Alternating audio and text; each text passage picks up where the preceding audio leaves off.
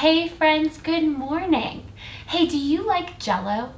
I think Jell-O is delicious.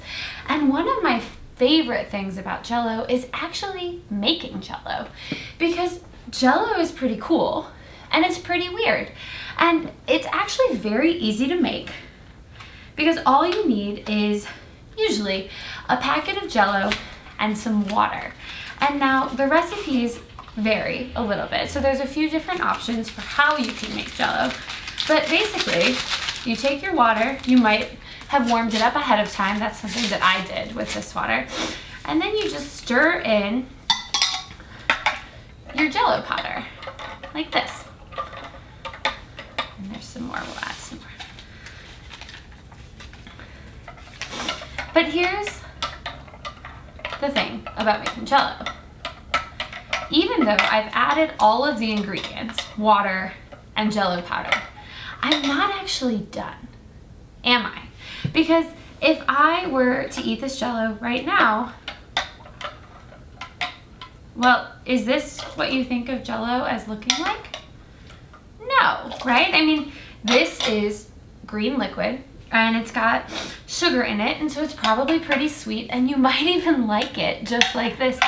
But it's not Jell-O yet, is it? No, because we have to take our Jell-O, the mixture, and we have to put it in the refrigerator. And after a few hours, we take the Jell-O out, and it looks a little different.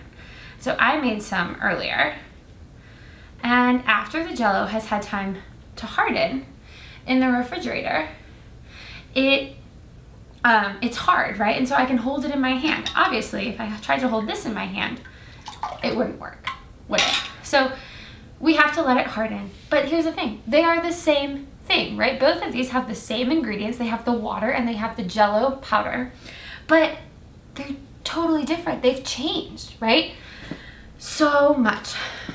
This week in our Kids at Home lesson, we are looking at the story of a man named Saul.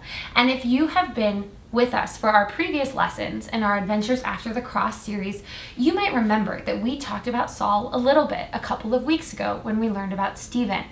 Saul was someone who was not very nice to Christians. In the early church, he actually persecuted Christians. And now persecute is just a fancy word that more or less means bully. He bullied Christians. He wasn't nice to them. He wasn't nice to people who followed Jesus. And he wanted to hurt them. He wanted to make them feel bad. Now, in this story of Saul, he is on the road traveling to a place called Damascus, and he's going to tell people, he's going to continue to bully Christians. That's his plan. And on his way, he has an encounter. He meets Jesus. And Jesus says, Saul, Saul, why are you persecuting me? Why are you hurting me? Why are you hurting people who love me? Why would you do this? And a whole bunch of stuff happens, and I'm not going to tell you all of it because I want you to check out this week's Kids at Home lesson. But what I want you to know right here, right now, is that Saul was changed. He was changed so much that he got a new name. He stopped being called Saul, and he started being called Paul. Saul to Paul. And now, he still had the same body. If you knew him before, you might see him on the street. You'd recognize him. Same guy, same face, same legs, same arms, same physical human being. But on the inside, he was completely different because he met Jesus and he began to follow Jesus. And it's a little bit like this Jell-O, right? God wasn't done with Saul.